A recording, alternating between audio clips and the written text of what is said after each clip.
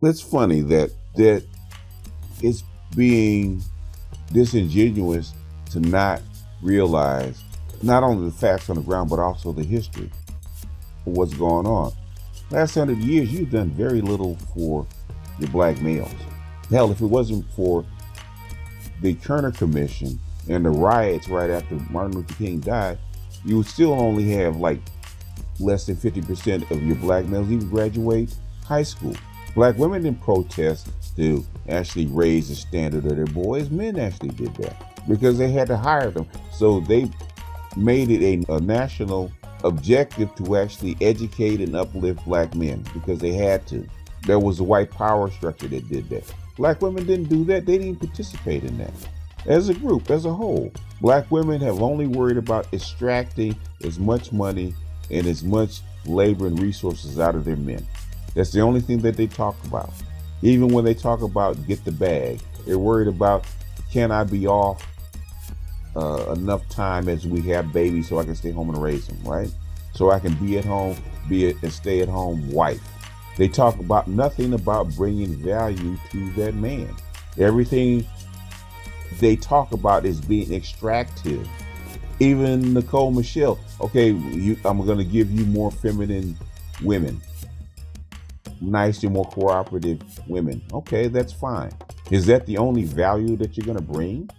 That if I pay for you, I have enough money to sit you down that you're actually going to cooperate. Is that to pay for your cooperation? So basically, the whole black community is a trick hole relationship. Is that what you're saying? As Rhyme says, acculturated prostitutes. Are all black women acculturated prostitutes? Is that the only way that you see your black men? As marks, as tricks? If that is the case, let's all be honest about it. Let's go ahead and take down the veil, take down the pretense that even in marriage, it's a trick hole relationship. The only thing is we put a label on it, like family and marriage, to make it legitimate. It's not about love, honor, and respect. And you can only get as much love, honor, and respect that you can pay for. If that's the case, I agree with Tony Macy. Let's cut all this other bullshit out. Let's just cut it out. And let's go hashtag get the bag, right? Secure the bag. And just let black men know that get your grind on, get your money on, because at the end of the day, you're a trick. And the better paid you are, as far as getting money, extracting money out of the situation, the better women you're gonna get, because at the end of the day, they're all hoes and you're a trick, and if you pay more, you're gonna get a better hoe. So even if she's sophisticated, lady, and friendly, at the end of the day, she's just a sophisticated, feminine hoe. Is that what you're saying? Because when you say get the bag, or secure the bag, or you have to be a man of means to get a woman, that's what you're saying. There is no level of love and acceptance and respect. There's only an employer and an employee. And to get any kind of cooperation, you have to basically employ that woman. Which is exactly why black men are giving up and going to another culture. You know what I saw? And it's funny. You know what I saw? You know, even though this is being gentrified, the neighborhood is being gentrified, to actually encourage black people to leave, they pushed a lot of poor people or homeless people into the area. And there's something that I saw that I thought was really, really strange, right? Really, really odd. And it's something that I've seen it done in other countries. I've seen it done amongst the Latins, but I've never seen it with a black man and black woman. Or at least I haven't seen it in such a long time. It's ridiculous, okay? There was a black man who, I think he was homeless. I think he lived in a shelter. And a white woman. And these weren't young people, these were old, right? The black man had to be in his 50s, so right along with the woman, right? The white woman, she was in her 50s, right? Every day, I do mean every day, at least 4 or 5 times a week, they sit on the bus bench and watch the traffic go by. They have their beer, he'd have his, she'd have hers. And they would sit there without a dime to the world, holding hands, sipping on their beer and enjoying each other's company for hours. Just sitting there. Both of them broke as hell, sitting there enjoying each other's company. She wasn't fussing at him. She wasn't going in on him. She wasn't calling him names. She wasn't doing a lot of the stuff that you see that you have to do with black women to entertain them, right? Oh, that snarkiness and that snapping, which I've seen dudes do that to get the attention of a woman and entertain her, right? All that laughing and hee-hawing and joking to actually entertain her to make her interested in him, right? Which is something I always hated. That's an aside. But I would see them holding hands, drinking a beer, not 2 nickels between them, and enjoying each other's company. There was no bag to be had. Strange thing is I've seen Latinos do the same thing. They got 4 kids. They pull up in an old beat up van. They pull up to the taco truck. They buy tacos for the kids and they sit there and eat just like they're in a restaurant. Mama and her 4 kids and him sit on the side of the street, on the sidewalk, eating tacos with the family just like they're at a restaurant. As you can see in her eyes, she is just as docile and feminine and cooperative. And you know that they're broke. And this is in the same neighborhood that of working class people that are doing, they're not in the ghetto. These people aren't in projects. This is a middle class neighborhood, middle class black neighborhood. You never see that kind of cooperation between a black male and black female. Even with married couples, you never see that cooperation. Black woman always got something to say to her man, always. And you would think, well, maybe it's the black man and it's something that he's causing. I see a black man with a Latina. First thing I always notice is they're always holding hands. If they're sitting down someplace, she's got her arm wrapped around his arm. She's got her head on his shoulder. She's enjoying his space. And I know this dude, he's not wealthy. He's not in a 3-piece suit. He doesn't roll up in a Benz. He's just a regular dude. But you can see the love, honor, and respect that she has for him. He's just a regular dude. He would even be considered, for most women, be considered dusty. I've seen dusty dudes with Latina women, and that Latina woman looks at that man like he's a king. I mean, literally, you can look in her eyes, and she looks at him like he's a king. Not that you don't have enough money to get respect from me, or I'm trying to extract something out of you, because that's all you're really worth. And if you can't pay my price, then you need to not pay me any attention. And that's really all it is. If you don't have no swag to actually entertain me or get my juices flowing, or you don't have enough money to get my attention, then you don't exist to me. And after enough of that message, because the vast majority of black men aren't at that level. They just aren't. And the guys that do have swag and do entertain a woman, they have to hear, man, you know how much stuff you have to take to be that kind of guy? You know how much stuff you have to hear, how much bantering that you have to go. Being a ladies' man is not easy, okay? I'm gonna tell you, I've tried it, didn't like it. I see other dudes do it, and you know how much work that you have to go through to be a ladies' man? You know how many problems that you have to encounter to be that dude? And all you really want to do, for the most part, because even if you're having sex with a woman, I said, even if you one of those guys that's a sexual athlete, hour a day, what do you do with her the other 23? Now, really, a dude really wants to do is sit there with his woman and chill. Not that I have to fly you out to an exotic vacation, put you in a big house, have you a big body Benz, and have you live the life of comfort. That's fine. If I have it, you have it.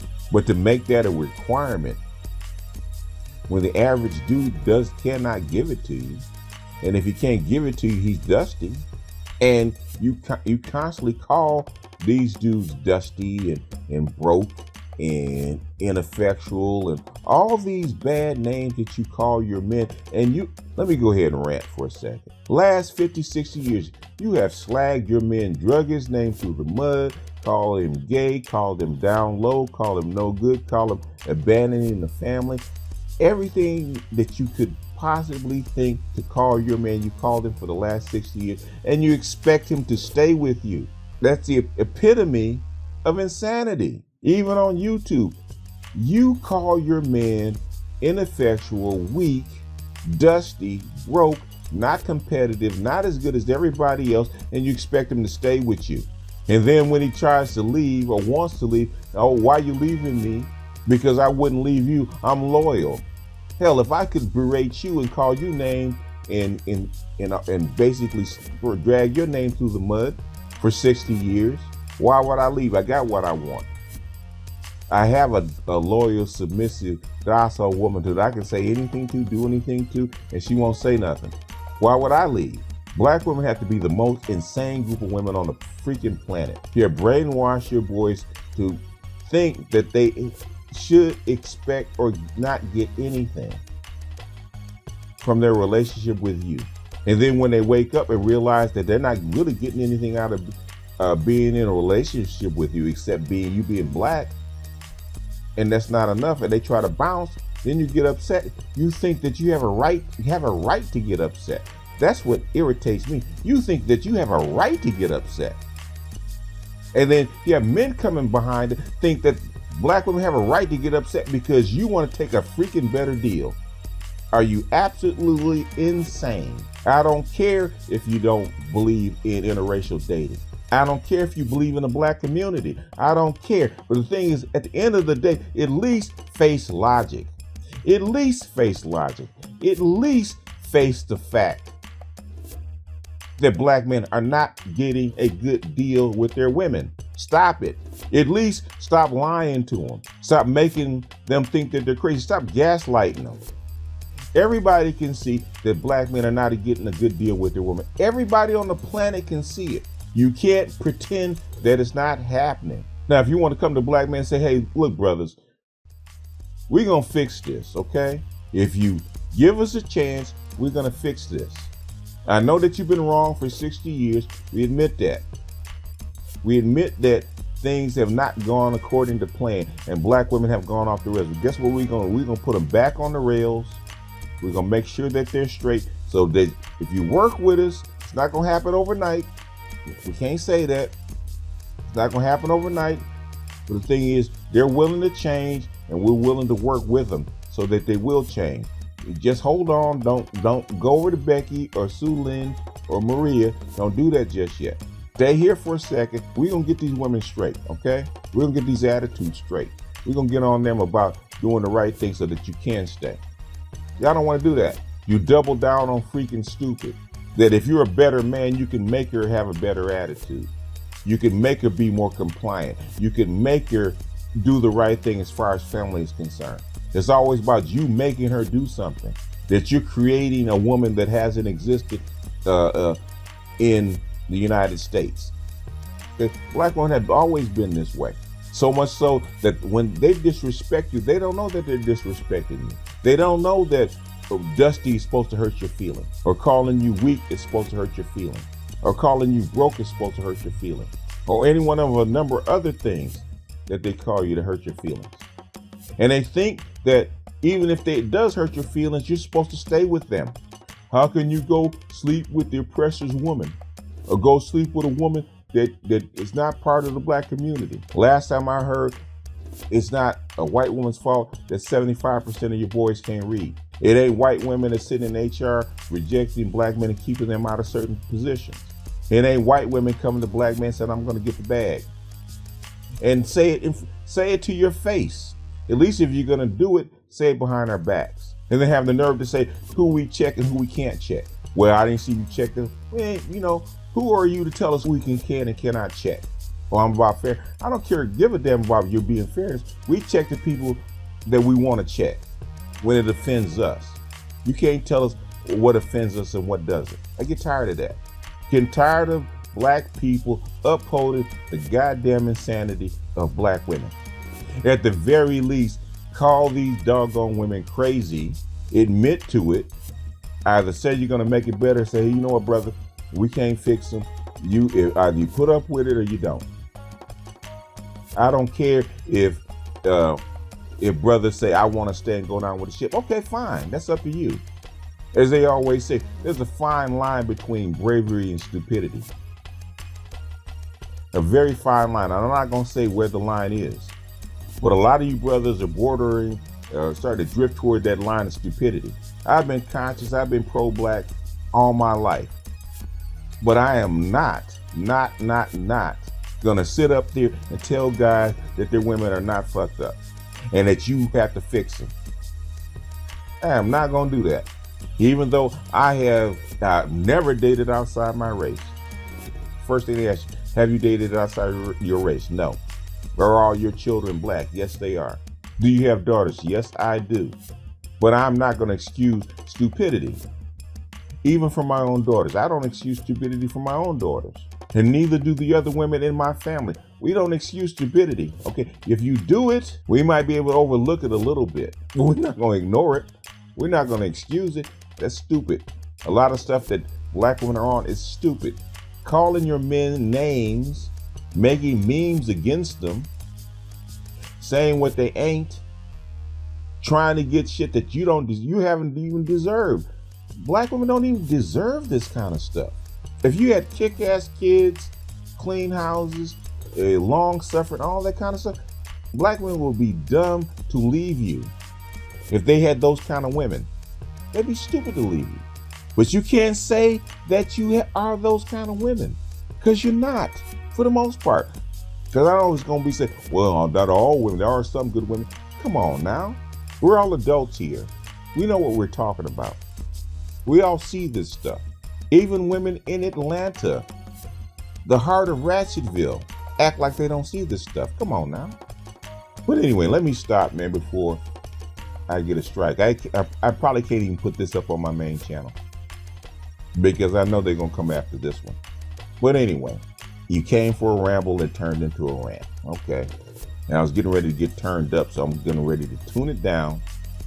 Might even go get me a drink and calm my ass down, because I done got turned up. And I'll see you guys